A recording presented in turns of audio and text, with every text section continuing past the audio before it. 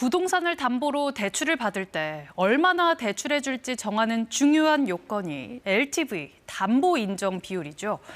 공정위가 4대 시중은행에 수시로 LTV 정보를 교환해 담합했다며 과징금 약 2,700억 원을 부과하기로 했습니다.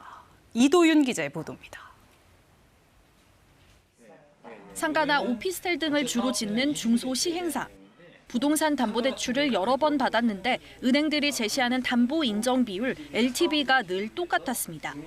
상가나 오피스텔 그런 등의 LTV 비율은 거의 대동소이한 것 같다. 이상하죠. 이런 비슷한 수치 공정위는 담합의 결과라고 봤습니다. 4대 시중은행 실무자들이 최대 7,500건의 LTV 정보를 공유했고 이렇게 입수한 정보를 토대로 숫자를 조절했다고 공정위는 밝혔습니다.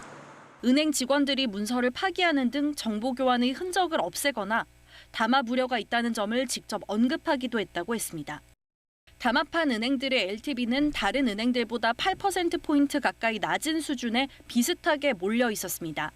대출받는 입장에선 대출 한도가 낮아지고 선택의 폭도 좁아진 셈입니다. 서로 간의 경쟁 전략을 알 수 있기 때문에 치열한 경쟁을 하지 않고 불확실성을 해소해서 경쟁을 회피하는 효과가 있다. 공정위는 4대 은행에 약 2,700억 원의 과징금을 물리기로 했습니다. 은행 LTV 담합에 대한 첫 제재이자 경쟁 사업자들이 정보를 교환한 행위를 담합으로 판단한 첫 사례이기도 합니다. 다만 이런 담합으로 소비자들이 얼마나 피해를 받는지는 불분명합니다. 은행들은 나아가 금융당국의 정책 기조에 맞춰 리스크를 관리하는 과정이었다고 주장하고 있어 소송으로 번질 가능성도 큽니다.